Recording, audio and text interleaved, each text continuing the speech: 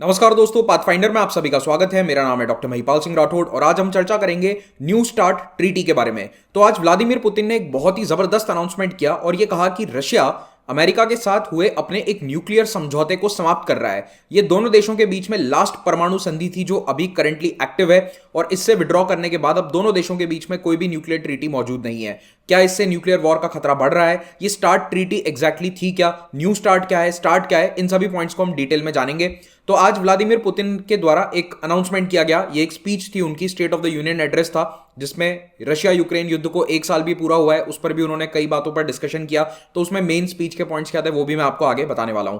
Pathfinder channel को subscribe करना ना भूलें और लेक्चर के अपडेट्स आपको टेलीग्राम चैनल से मिल जाएंगे। 2023 के यूपीएससी प्रीलिम्स की तैयारी कर रहे हैं तो अनअकैडमी आपके लिए लेकर आ रहा है एक बहुत ही शानदार प्रीलिम्स का क्रैश कोर्स, जिसमें मैं और पाथफाइंडर के अन्य एजुकेटर्स आपको 2 महीने में पूरा कोर्स का रिवीजन करवाएंगे। It will be a crash course come revision course और इस वक्त अगर आप उसे अवेल करते हैं तो आप इसे केवल 5600 रुपीज में अवेल कर सकते हैं अगर आप महिपाल कोड का इस्तेमाल करें, वरना उसकी प्राइस 7000 रुपीज है। But right now you'll get A 20% discount on using the code Mahipal. इसकी डिटेल्स नीचे आपको पिन कमेंट में दिए गए लिंक पर प्राप्त हो जाएंगी और ये हमारे अनअकैडमी स्टोर पर आपको अवेलेबल मिलेगा। So you can now find small courses जिसमें आप चाहें तो सीसैट का कोर्स ज्वाइन कर सकते हैं, प्रीलिम्स क्रैश कोर्स है and different subject wise courses are also there. Do check it out now. START strategic arms reduction treaty, ये एक संधि थी जो साइन करी गई सोवियत यूनियन और अमेरिका के बीच। याद रखिएगा, सोवियत यूनियन, ना कि रशिया, क्योंकि 91 में जब ये ट्रीटी साइन हुई थी जुलाई के महीने में, उस समय सोवियत यूनियन का विघटन नहीं हुआ था। दैट हैपेंड इन दिसंबर। तो ये ट्रीटी साइन हुई थी क्योंकि सोवियत यूनियन कहीं ना कहीं कमजोर हो गया था, शीत युद्ध समाप्त हो रहा है। तो दोनों ही देश, दोनों महाशक्तियां उस समय की ये चाहती थी कि अपने अपने न्यूक्लियर वेपन्स को कंट्रोल में रखा जाए, न्यूक्लियर वेपन्स की संख्या थोड़ी कम हो। लेकिन न्यूक्लियर वेपन्स कोई एक देश कम नहीं कर सकता, दोनों को साथ में कम करना जरूरी है। उसके लिए उन्होंने ये संधि साइन करी थी। इससे एक कैप लगाई गई कि दोनों देश मिलकर डिसाइड करते हैं कि इससे ज्यादा आईसीबीएम यानी इंटर कॉन्टिनेंटल बैलिस्टिक मिसाइल्स को हम तैनात नहीं करेंगे। इसी पुरानी स्टार्ट ट्रीटी के तहत यूक्रेन के भी न्यूक्लियर वेपन्स को हटा दिया गया था। इस पर भी मैंने लास्ट ईयर एक लेक्चर बनाया था, आप चाहें तो उसे भी डिटेल में देख सकते हैं। उसमें यूक्रेन पॉइंट ऑफ व्यू से मैंने ज्यादा बात करी है। तो ये सब कुछ हुआ था बिटवीन 91 एंड 94। तो ये संधि साइन हुई थी 91 में और एनफोर्स करी जाती है 94 में। और ये एनफोर्समेंट कई पुराने सोवियत रिपब्लिक्स पर भी लागू किया गया था, जैसे कि यूक्रेन, बेलारूस एटसेट्रा। इसीलिए आज ये देश न्यूक्लियर पावर नहीं है। तो ये स्ट्रैटेजिक आर्म्स रिडक्शन ट्रीटी 2001 में जाकर फाइनली पूरी तरह इंप्लीमेंट हो जाती है, यानी कि इसमें 6-7 साल लगते हैं रशिया और अन्य देशों को अपने न्यूक्लियर वेपन्स कम करने में। यूएसए ने भी अपने कुछ न्यूक्लियर वेपन्स को कम किया और ऑलमोस्ट 80% स्ट्रैटेजिक न्यूक्लियर वेपन्स हटा दिए गए। तो ये दुनिया के लिए एक बहुत बड़ी राहत की सांस थी। जहां पहले हजारों मिसाइल्स तैनात थी सोवियत यूनियन और अमेरिका के द्वारा, अब उनकी संख्या थोड़ी सी कम हो जाती है। अभी भी है 5-6 हजार के आसपास, लेकिन फिर भी it is quite less than the peak of cold war period. लेकिन पुरानी वाली संधि 2009 में एक्सपायर होने वाली थी, इसीलिए कुछ नई ट्रीटी साइन करने के लिए बात चलती है। स्टार्ट 2 और स्टार्ट 3 पर चर्चा होती है, लेकिन वो कभी फाइनलाइज नहीं हो पाए। फाइनली बराक ओबामा के समय काल में, जब बराक ओबामा यूएसए के राष्ट्रपति थे, तब एक न्यू स्टार्ट नाम की ट्रीटी साइन होती है। अब इसमें स्ट्रैटेजिक आर्म्स रिडक्शन ट्रीटी इसका ऑफिशियल नाम नहीं है, इसका ऑफिशियल नाम है measures for the further reduction and limitation of strategic offensive arms. ये इसका ऑफिशियल नाम है और इसे आमतौर पर कॉमन बोलचाल की भाषा में न्यू स्टार्ट ही कहा जाता है। लेकिन अब याद रखिएगा कि यह संधि केवल रशिया और यूएसए के बीच में साइन हुई है, इसमें सोवियत यूनियन के दूसरे देश शामिल नहीं है। यह बहुत इंपॉर्टेंट डिफरेंस है। प्रीलिम्स में आपसे अगर सवाल पूछा गया तो इसी पॉइंट पर पूछा जाएगा। तो यह संधि 2010 में पुरानी वाली स्टार्ट को रिप्लेस करते हुए लागू हो जाती है और यह उस समय जब साइन करी गई थी उस समय का एक फोटोग्राफ है। तो जहां पुरानी स्टार्ट ट्रीटी ने कोल्ड वॉर के समय से न्यूक्लियर वेपन्स की संख्या को 80% कम कर दिया था, अब इस न्यू स्टार्ट ने उस संख्या को भी और हाफ कर दिया। So the nuclear weapons were almost halved due to the new START treaty. और एक नया युग शुरू होता है इंस्पेक्शन और वेरिफिकेशन का। इसका क्या मतलब है?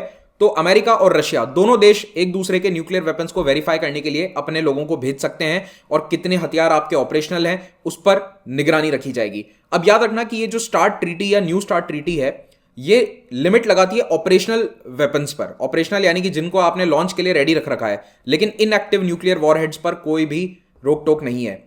अगर आपको इनएक्टिव न्यूक्लियर वेपन्स रखने हैं, बिना वॉरहेड्स के ऊपर लगाए उन्हें रखना है, तो आप रख सकते हैं, स्टोर कर सकते हैं। हालांकि उसको कुछ समय लगेगा, लेकिन then they can be activated after a few weeks और सो। तो स्टॉक पाइलिंग पर कोई रोक टोक नहीं है, लेकिन जो एक्टिव न्यूक्लियर वॉरहेड्स हैं उन पर रोक टोक जरूर है।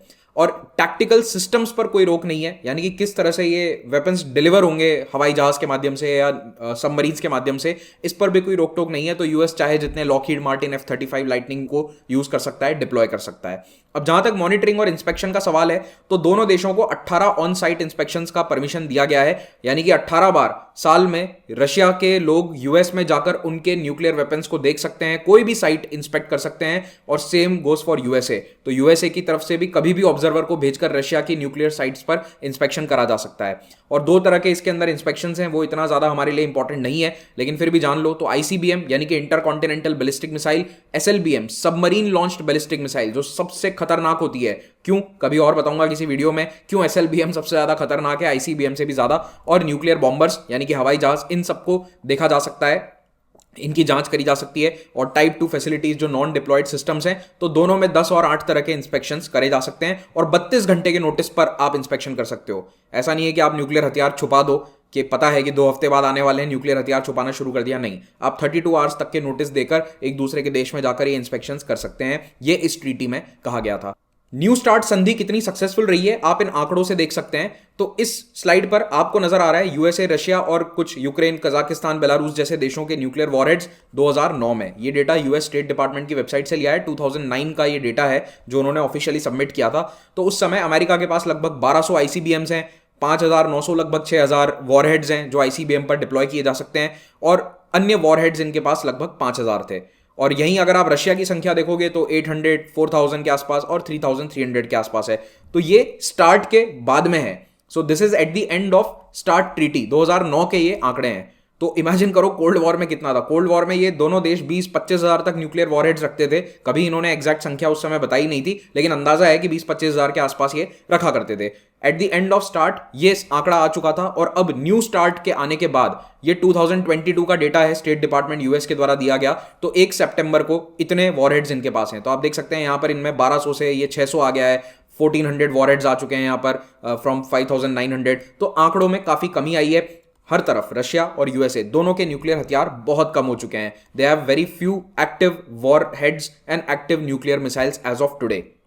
लेकिन 2016 से ही इस ट्रीटी को लेकर दोनों के बीच में कुछ खटपट चल रही है, क्योंकि यूएस में जब डोनाल्ड ट्रंप आते हैं राष्ट्रपति बनकर, तो वो कहते हैं कि ये संधि जो न्यू स्टार्ट साइन करी गई थी, ये अमेरिका के फेवर की नहीं है, रशिया को ज्यादा फेवर देती है। तो इसीलिए ट्रंप ने आते ही इस ट्रीटी को अटैक करना शुरू कर दिया था, और ऐसा माना जा रहा था कि शायद ट्रंप ये ट्रीटी को तोड़ देंगे। तो ट्रंप ने इसको पब्लिकली बहुत ही बुरा भला कहा था, और यह भी कहा था कि ओबामा ने गलत ट्रीटी साइन कर ली है। और एक और दूसरी ट्रीटी थी जो कोल्ड वॉर के समय इन्होंने साइन करी थी, intermediate range nuclear forces treaty, उससे तो ट्रंप ने विड्रॉ कर लिया। और काफी हद तक अंदेशा था कि ट्रंप खुद इस न्यू स्टार्ट को भी समाप्त कर सकते हैं, लेकिन फॉर्चुनेटली उसे नहीं किया गया। ये न्यू स्टार्ट एक्सपायर होने वाली थी वैसे भी 2021 में, तो इसका एक्सटेंशन के लिए बातचीत चल रही है। Since 2018-19 talks are going on कि इसे कैसे एक्सटेंड किया जाए। 2019 में व्लादिमीर पुतिन ने काफी आगे जनरसली हाथ बढ़ाते हुए कहा यूएस को कि इसे चलो इमीडिएटली एक्सटेंड कर देते हैं 5 साल के लिए, और हम कुछ नए हथियार बना रहे हैं, वो भी आप चेक कर लो, हमें कोई आपत्ति नहीं है। इंटरनेशनल एक्सपर्ट्स ने उस समय पुतिन के इस ऑफर को काफी जनरस बताया था कि ये तो बहुत बड़ा दिल रखकर पुतिन ने इस तरह का ऑफर दे दिया है, लेकिन यूएस ने इसे उस समय रिजेक्ट कर दिया। फिर जो बाइडेन पावर में आते हैं, तो जो बाइडेन ने आकर बातचीत फिर से शुरू करी है, और मोर कंस्ट्रक्टिव अप्रोच रखते हुए इन्होंने इस ट्रीटी को 5 साल के लिए और एक्सटेंड कर दिया था इन 2021। तो 2021 में इस ट्रीटी को 5 साल के लिए एक्सटेंड कर दिया गया है 2026 तक के लिए। लेकिन अब 2023 में व्लादिमीर पुतिन ने इससे अपने आप को बैक ट्रैक कर दिया है। आज से ठीक 1 साल पहले जब रशिया यूक्रेन युद्ध शुरू हुआ था, उसके बाद ऐसा लग रहा था कि शायद रशिया इस संधि से पीछे हट जाएगा, क्योंकि आपको मालूम ही होगा कि अमेरिका पूरी तरह से यूक्रेन का साथ दे रहा है। लेकिन फिर भी रशिया ने एक बार स्टेटमेंट दिया था कि हम न्यू स्टार्ट को समाप्त नहीं करना चाहते हैं, we want to be a part of that treaty. लेकिन रिसेंटली कुछ ऐसे एस्केलेशंस हुए हैं युद्ध में कि माना जा रहा था कि रशिया को कुछ बड़ा अनाउंसमेंट करना मजबूरी सी बन गई थी। पुतिन के पास अब कोई और ऑप्शन नहीं है, पुतिन को मजबूरी में एक ऐसा बड़ा अनाउंसमेंट करना पड़ा जैसे कि हम यूएसए के साथ अपना कोऑपरेशन खत्म कर रहे हैं। और एक इमीडिएट रीजन ये भी माना जा रहा है कि रिसेंटली जो बाइडेन ने कीव को विजिट किया था, और वहां पहुंचकर उन्होंने $500 मिलियन की अन्य अतिरिक्त घोषणा करी है, इतने पैसे दिए जाएंगे यूक्रेन को। तो ये अनाउंसमेंट थोड़ा खटका है शायद रशिया को, और इसीलिए ये इमीडिएट कॉज भी देखा जा सकता है। बट देन अगेन इमीडिएट एकदम से एक दिन में डिसीजन नहीं होता है। Probably it was in the works since past few weeks, और अनाउंसमेंट अभी हुआ है जो 1 साल की एनिवर्सरी है रशिया यूक्रेन वॉर की, उस पर।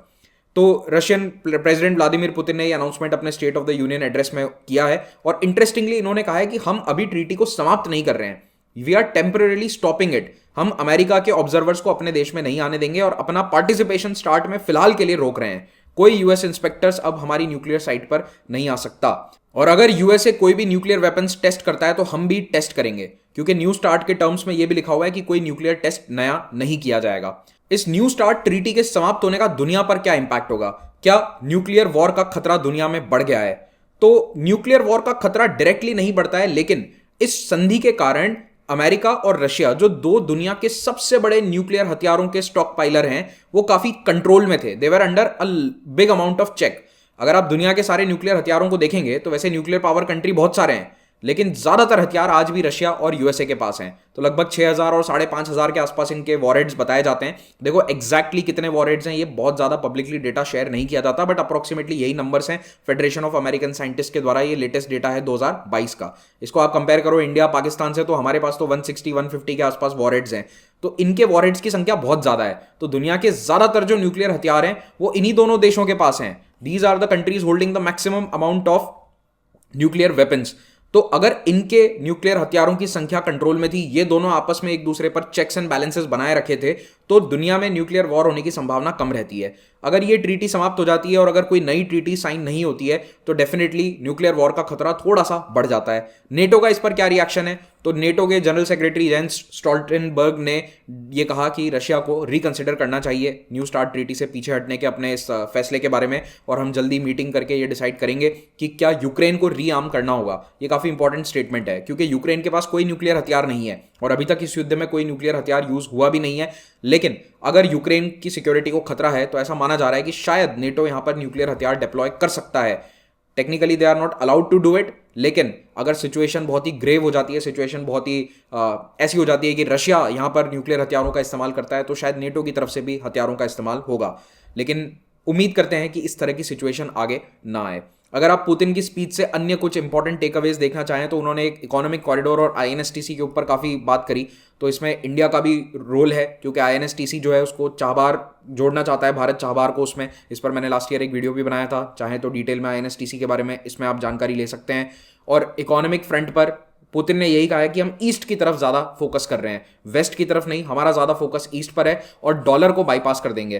तो पुतिन ने बड़े ठहाके लगाते हुए या चहकते हुए कहा कि दुनिया ने एस्टिमेट किया था कि 20% हमारी इकोनॉमी श्रिंक हो जाएगी, जबकि केवल 2% डिक्रीज हुई है जीडीपी। तो हमने काफ़ी हद तक अपनी जीडीपी को इंसुलेट कर दिया है, और उसका यही कारण है कि डॉलर के ग्लोबल डोमिनेंस को कई अन्य करेंसीज के द्वारा अब थ्रेटन किया जा रहा है, क्योंकि काफ़ी लोग डॉलर को छोड़कर अन्य करेंसीज पर जाना चाहते हैं। इस पर भी मैं एक डिटेल वीडियो बना चुका हूँ, प्लीज़ आप इसको देखिए, ये बहुत इंपॉर्टेंट वीडियो है अगर आपने अभी तक नहीं देखा है तो। फाइनली आप लोगों के लिए एक क्वेश्चन है, क्या आपको लगता है कि अगर ब्रिक्स देश एक साथ आ गए तो ये यूएस नेटो की जो ग्लोबल हेजेमोनी है इसको कंट्रोल कर सकते हैं? Do you think that the next big two powers will be BRICS versus NATO? क्या इसकी कोई संभावना आपको नजर आती है, हाँ या ना? जो भी आपका आंसर है उसे एक पैराग्राफ के अंदर आप समराइज करके लिखिए 100-150 वर्ड्स में कमेंट में। जो बहुत अच्छे कमेंट्स होंगे, आंसर्स होंगे, उनको मैं रिप्लाई जरूर दूंगा। टेलीग्राम चैनल से पीडीएफ डाउनलोड कर सकते हैं। यूपीएससी एग्जाम की तैयारी कर रहे हैं तो अनअकैडमी के माध्यम से आप देश के बेस्ट एजुकेटर से लाइव पढ़ सकते हैं। आपको कोई भी डाउट है, जो मेरा क्रैश कोर्स है उससे संबंधित आपको कोई सवाल है, तो इस फोन नंबर पर कॉल करके काउंसलर से बात कर सकते हैं। Please try and call between the working hours, इतनी सी रिक्वेस्ट है। और अनअकैडमी के जितने भी सब्सक्रिप्शन हैं उन पर अभी आपको डिस्काउंट मिल जाएगा अप टू 30%।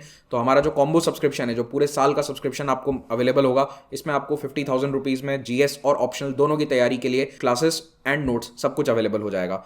ऑल्सो हमारे नए बैचेस हर हफ्ते स्टार्ट होते हैं, यू कैन ज्वाइन दीज। सभी कोर्सेज ईएमआई ऑप्शन पर भी अवेलेबल हैं, और नोट्स गिव अवे हमारा चल रहा है, इसमें जरूर हिस्सा लीजिए। ऑफलाइन सेंटर्स में कोचिंग स्टार्ट हो चुकी है, अगर आप ऑफलाइन पढ़ना चाहते हैं तो अनअकैडमी के एजुकेटर्स से आप यहाँ पर भी पढ़ सकते हैं। Thank you so much, have a great day.